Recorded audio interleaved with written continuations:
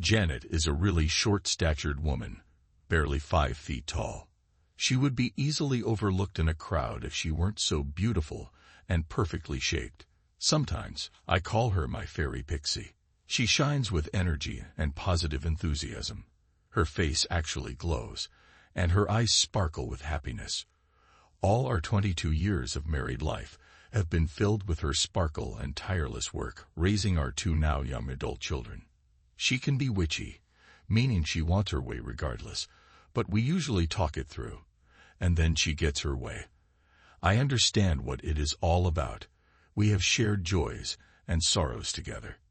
Our lives are so intertwined that I can't even think of life without her. She tells me the same, and I have always believed her until, well, that's all about this story.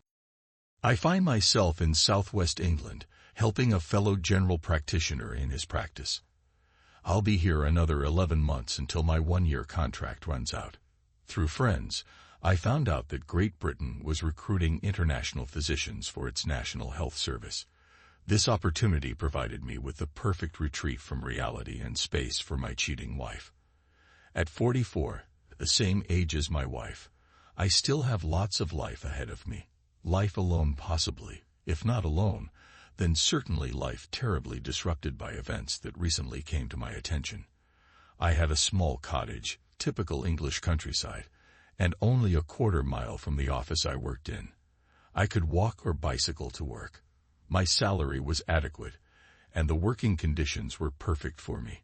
I had plenty of English-style social life, which I rather enjoyed. When folks found out that I was estranged and in a divorce proceeding, I was amazed at the number of truly cute and vivacious young women who were interested in my social well-being.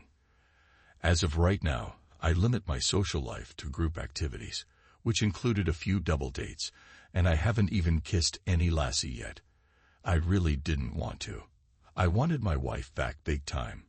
My heart ached for the time before I became aware of her cheating. Words cannot express the emptiness of life within and around me without my Janet. That is, without my exclusive Janet. It was her revelation that she was sharing her body with her young lover that drove me away. It was her demand that I allow her to continue that I could not handle. Yes, she wanted to continue to be married to me. Nothing had changed in her behavior toward me. It was when I discovered her ongoing affair and the depth of its emotional nature that I left her and my marriage. Well before all this, I had given up my private practice because of the administrative problems caused by cheating HMOs and giant insurance companies. Among other things, I had taken to being a locum tenens physician. This allowed me to frequently be at home during otherwise normal working hours. Sometimes I would work in an emergency room for a weekend, making enough for a week's income in 2 12-hour shifts. All without any administrative junk except keeping up my license, CME, and malpractice insurance. When our second son left home for college, Janet wanted to go back to work. That was fine with me. She wanted to be useful and earn some income. Also, she said she wanted to find a challenge in life and work to make a success. For 4 years, we had had separate bank accounts. That way, each of us could have our checkbooks whenever we wanted. We each had our own separate credit cards. Also, for the past 3 years, since Janet had been working, she put her salary into her own checking account and paid her own credit card. For many years, Janet had paid all our bills, whether mine or hers. They were always ours until she got a job and a separate credit card. Now we had my bills, which were things like taxes, insurance, utility bills, home loan payments, food bills, and gasoline. My income went exclusively into my account, and her income into her account. Then there were her bills. These were for her cosmetics, clothing, and her credit cards.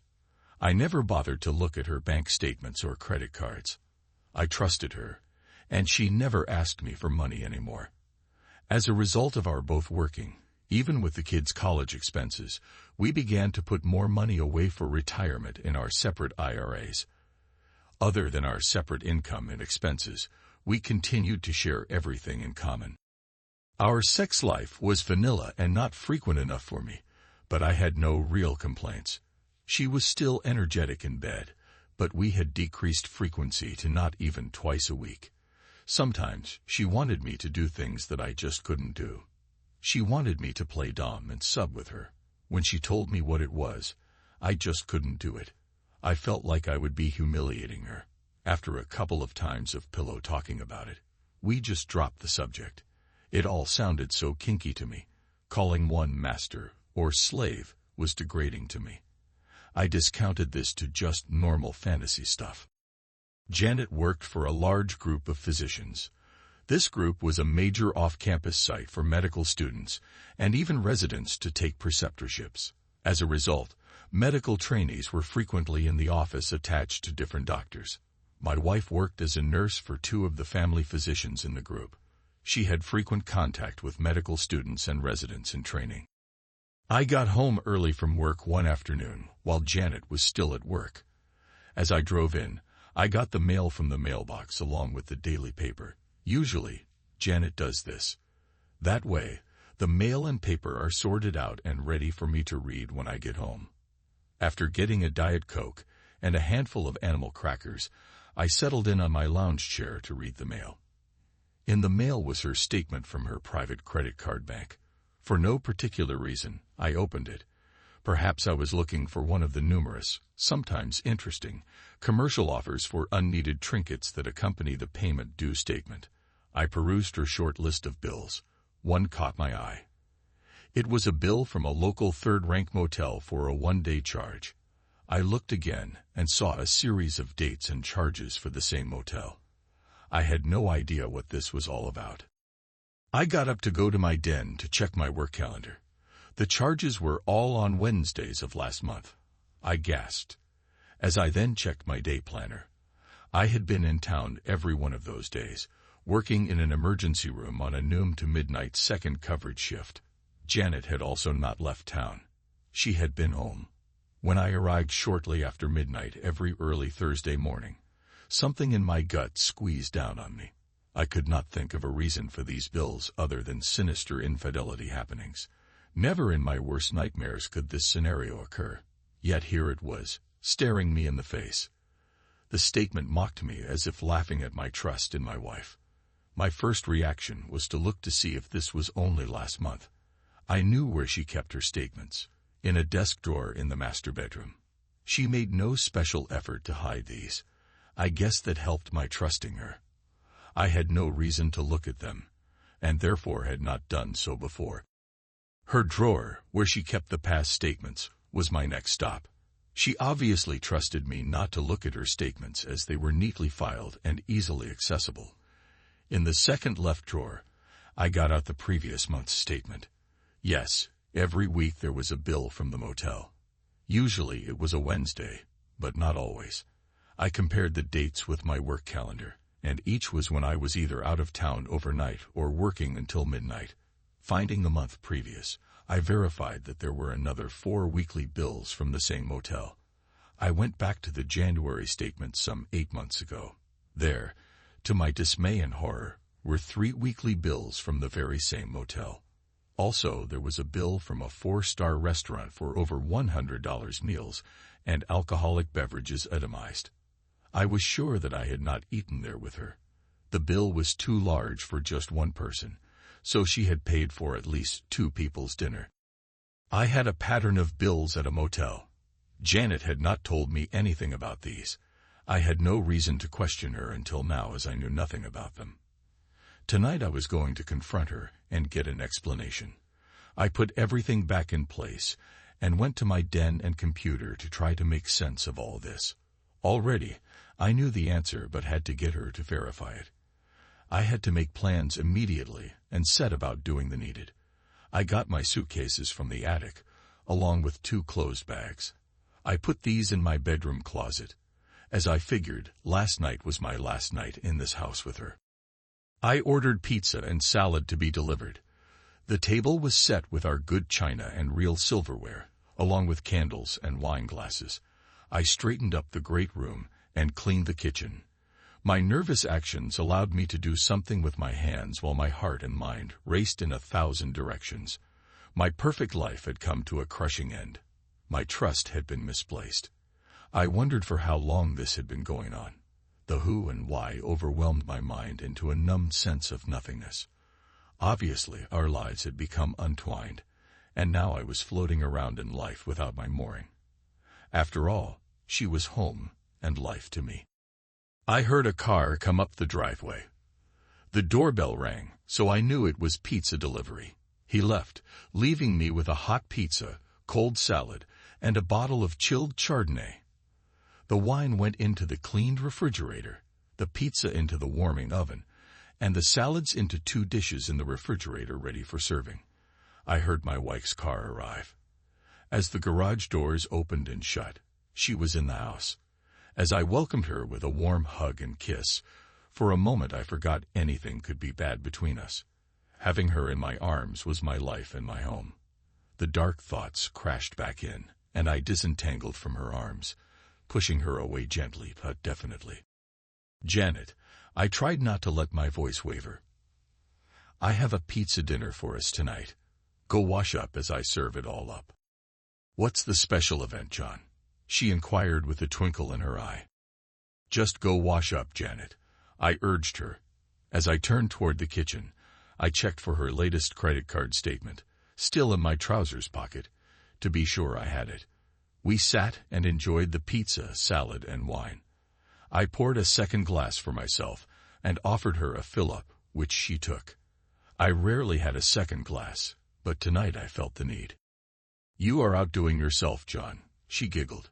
"You never have a second glass, and here you are, turning out to be a real alcoholic."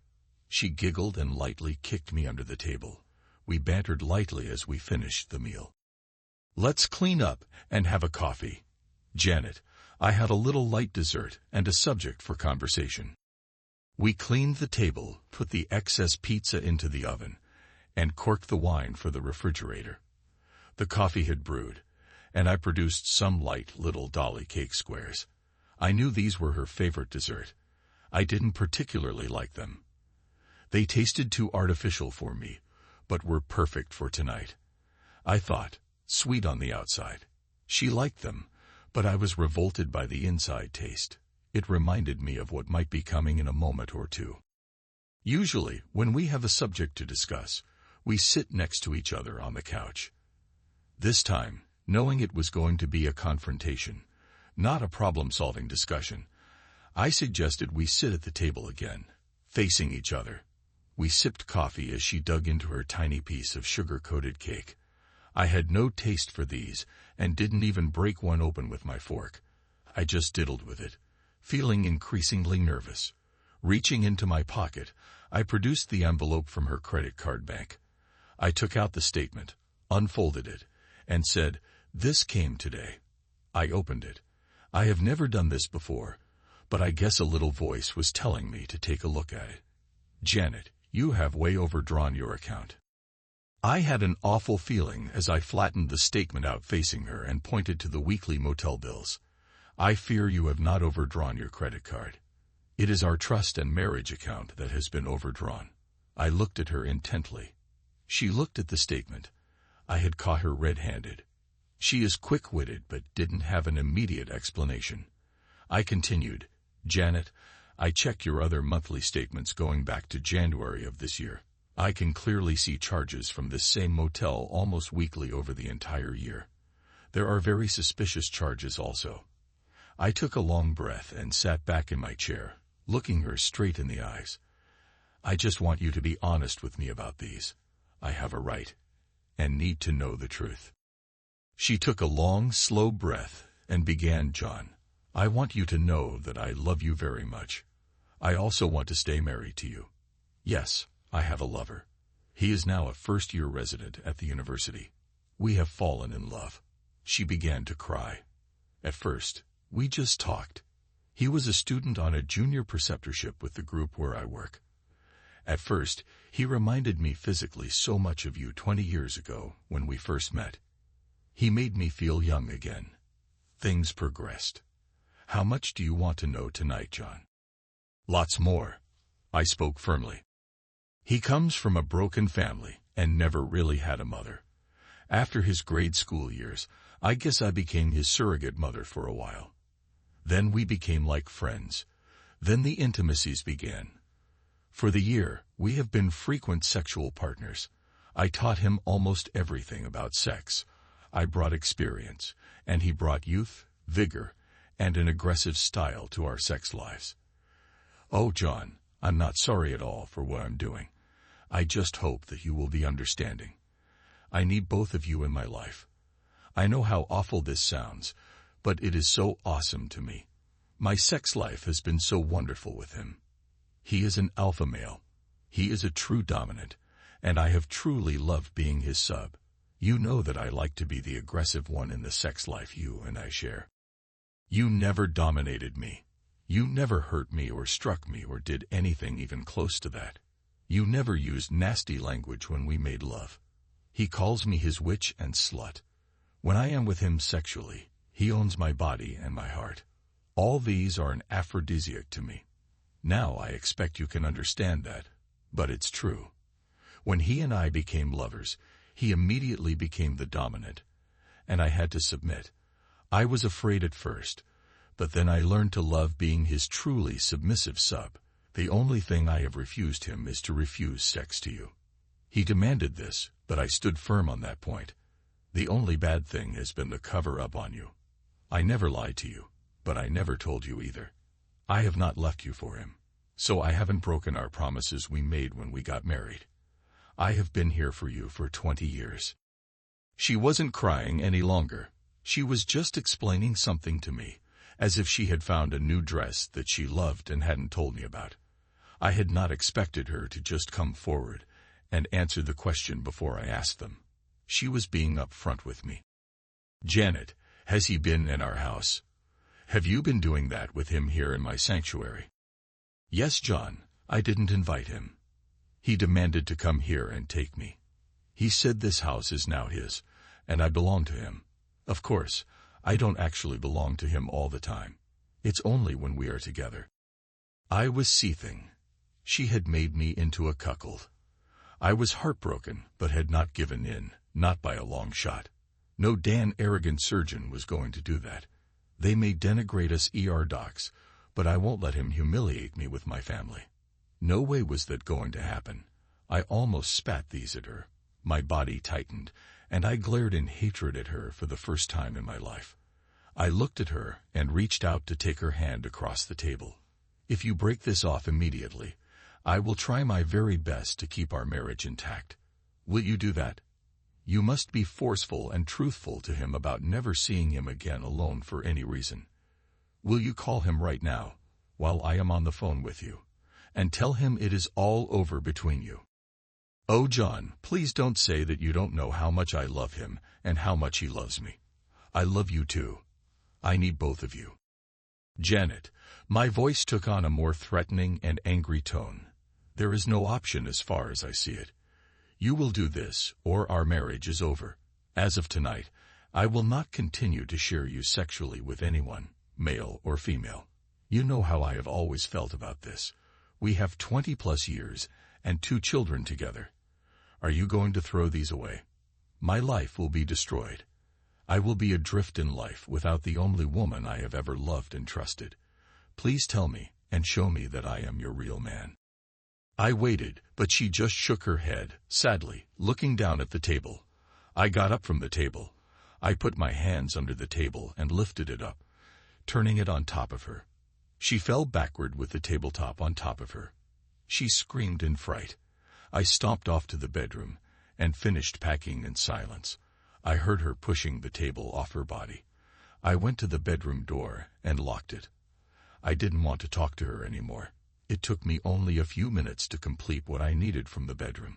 I was seething in rage. Unlocking the door, I found her sitting on the floor across from the bedroom door waiting for me. She had been crying but had quit. I didn't offer to help her up. Walking past her, I told her I would be back in a few minutes to get a few things more from my den.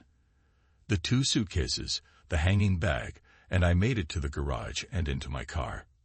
Returning to my den, I put my laptop into its carrying case, along with several external memory chips and a stack of CDs. Next came all my financial files, which I put into a cardboard box. I included files on the house in my car. I removed the side from my tower computer and removed the hard drive. Next came some of my more needed medical books. These went into the trunk.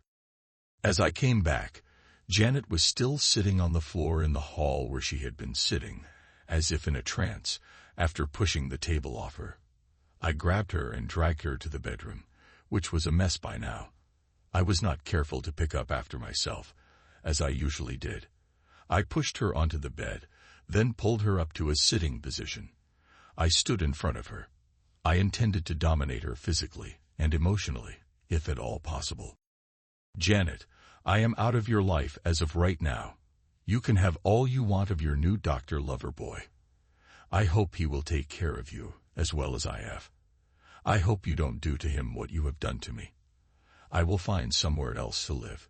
You will hear from a yet-to-be-found divorce lawyer in a few days. I have my cell phone, and will listen to any messages you have for me. I won't promise to return your calls, and I don't plan to let you know where I am staying for the time being. Oh yeah, you can have the rest of the pizza and wine. My life is going to be filled with new wine. I will not tell you goodbye or good night, for good is not in my vocabulary when I think of you anymore." I turned and left her and my 20-some years of shared life and family. I found a motel for the night, then moved into a furnished mobile home. I did all the things that every recovering male does. The credit cards were canceled and reissued.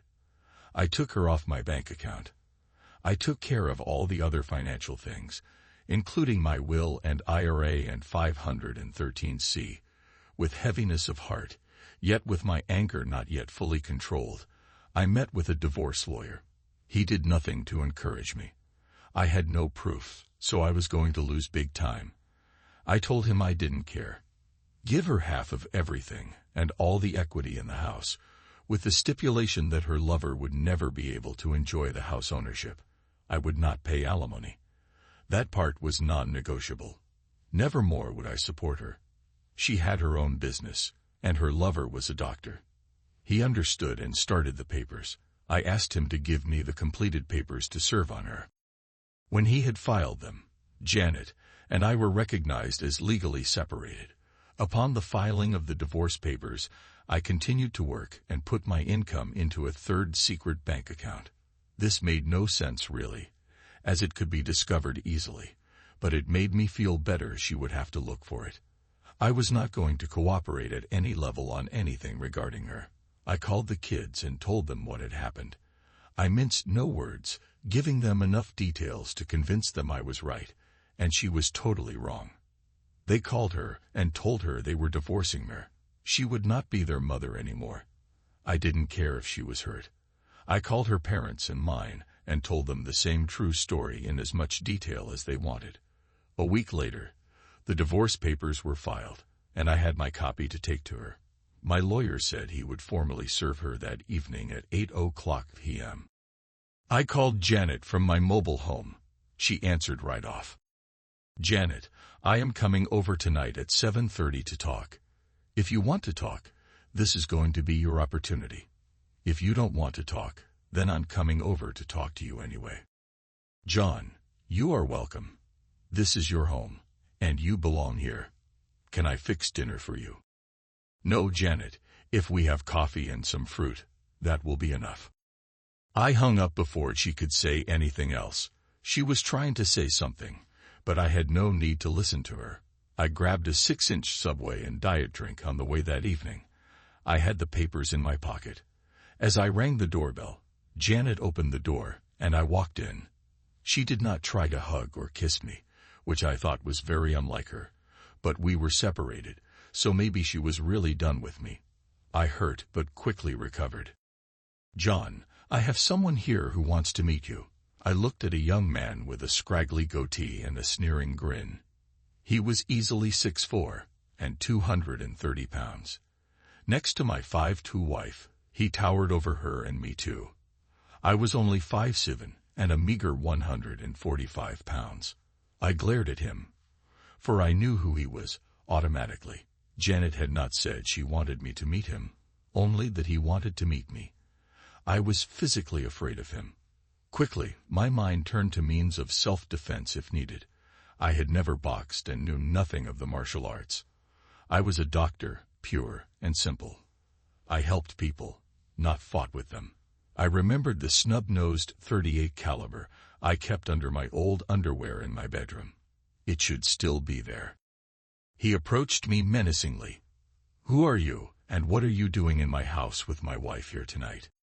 "Janet, and I need to be alone to talk about difficult matters, so I'm asking you to leave quietly and peacefully now." "John, this is Dr. Sparks. He demanded to be here tonight. I had no choice but to allow him to stay. You know of our relationship," Janet replied assertively. He kept walking toward me. He had not extended a hand, nor did I. We glared at each other. I backed to the wall as he advanced. My heart was pounding in fear. "You both must excuse me for a moment. I need to pee." I scurried down the hall to my bedroom. It had been recently used. There were ropes attached to the four corners of the bed. The sheets were messed. There was the smell of sex in the room. Janet had been having sex just before I arrived, and wasn't about to leave without humiliating me. I vowed to myself that I would die or spend my life in prison before that would happen today. Quickly, I found my snub-nose .38 and checked it. It had 6 rounds.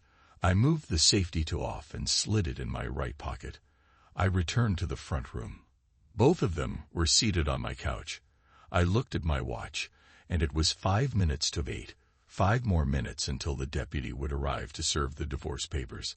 I wanted my timing to be perfect, and was hoping the deputies would be also. "Okay, Janet, you wanted your lover here, so here we go." I walked to the couch. He started to get up, but I shoved him back onto the couch. "You had your invitation to leave a hole. Now get this right. You don't own me. You are not welcome here in my house. You do what I say. If you are ready to leave peacefully, then you have your last chance. I suggest you take it." He jumped up as I moved back rapidly to avoid him. "So you are the little weak chicken who thinks he owns this beautiful piece of female, huh? She has had a real man screw her. That's me, and she wants me. Look at me, woman, and tell me you want me." He glared at me, then looked at Janet. She sat there, her hands twitching, as her husband and lover glared at each other.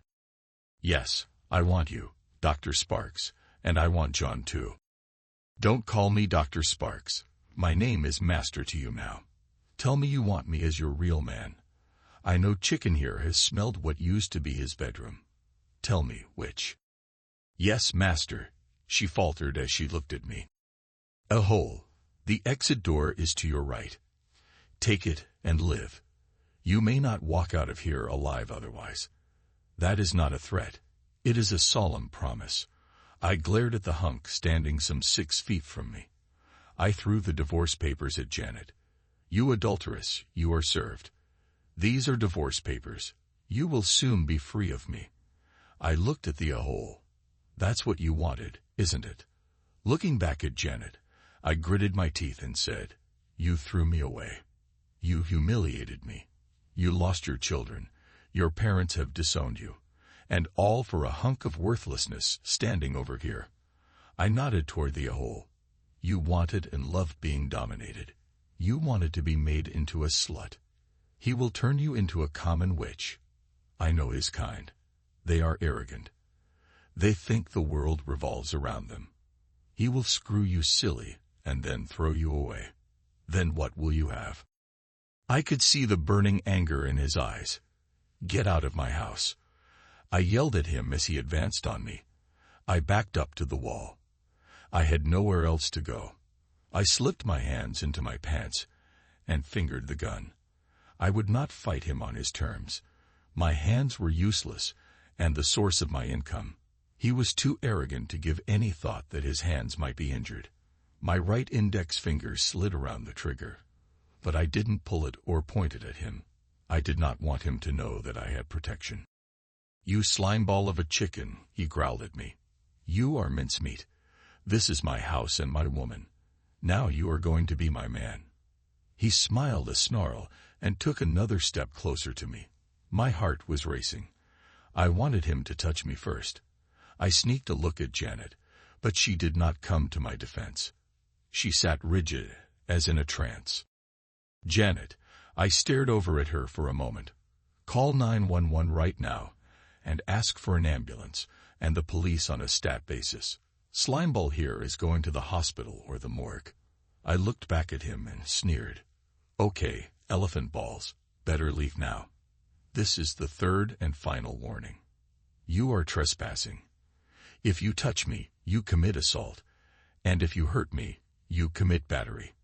That means jail time. So what will it be? I am in charge here. Get out or get hurt badly." Then I whispered to him, "You are all bluster. When a real man like me stands up to a slimeball like you, you just melt like a snowball in July. You are pathetic, you chicken. I was going to tie you up like my witch loves, then screw you. But now I've decided to beat your butt and balls. If you have any, then screw what's left. Provided there's anything left to screw, I'm going to have your balls for dinner." He balled up his fists and jabbed a right at me. I jerked my head to the left, but he caught me with a glancing blow to my left eye. His fist hit the wall and broke a hole in it. I felt the sting, but he mostly missed. From there on, things were a blur. I pointed the gun up from within my pocket and pulled off a single round. The blast deafened me, or was it his left fist hitting me square on the nose? As I pulled the trigger again, I had kept both hands in my pockets. I dropped to the floor, mostly unconscious. I heard the door break open as a brown-clad officer entered with Janet's formal divorce papers, falling to the floor as he pulled his service revolver. Young Dr. Sparks lay partly on my rug but spread mostly across the table that was last used by me to throw over Janet. He was screaming obscenities and holding his crotch. I heard sirens approaching as I lay on the floor, wandering in and out of consciousness. I woke up in the emergency room I frequently staffed. I was receiving VIP treatment. A hole was in surgery. I was admitted to the hospital for observation. Apparently, as I fell, I had also hit my head and suffered a concussion. The hospital didn't want to lose one of their ER docs. I was out of the hospital in 24 hours, feeling well, except for sore muscles and a badly bruised and broken nose that had been straightened and bandaged. Mouth breathing is a bugger, but I would be free of the nostril stuffing in another few days when the swelling began to go down. All in all, I fared pretty well. My ego was intact, I thought. Not a bad day for a chicken cuck. I grinned as I left in a taxi for my mobile home. Janet was served. Young Dr. Sparks lost most. He took a .38 slug at close range, hitting him dead on and just below the pelvic bone, which destroyed his future abilities for intimate functions and having children. He had to have a diversionary colostomy and extensive rectal, pelvic, and bladder surgery. I smiled as I heard of his injuries. He lost a testicle too. He may never urinate normally again, and most likely will never defecate from his rectum. Erections for him were a part of his past. I was satisfied. I thought again. Yes, not a bad day's work for a cucked chicken. I had to appear before the grand jury but was not indicted. Janet and the deputy testified for me. I set up a confrontation with Janet, but she upped the ante. I tried to avoid the ensuing conflict with her lover but could not. A man is allowed to defend himself from serious bodily harm in his own house in our state. The divorce went on as anticipated. I gave the house to Janet with the stipulation that young a-hole Dr. Sparks could never set foot in it again and would never inherit it or have any financial interest in it. Ultimately, he lost his medical license. Also, Janet's demons set her free of me and her family. I pay no alimony. To her credit, Janet would not allow her lawyer to ask for alimony. She was still a cocky lady. I could not stand to stay in the same community as her. I would see her, and it would light up old feelings of anger, disgust, loneliness, and yes, happy memories. So here I am in beautiful, semi-rural southwest England alone with my hurts and memories. The phone rang. It was my son's weekly call. It was good to hear their voices and appreciate the Southern American drawl. I had been here only a short while, and I was already homesick. Then I remembered I have no home. I divorced her. Thanks to everyone who took the time to listen to today's stories. If you enjoyed it, please consider liking and subscribing if you haven't already. Feel free to share your thoughts on the events in the comments below. Take care.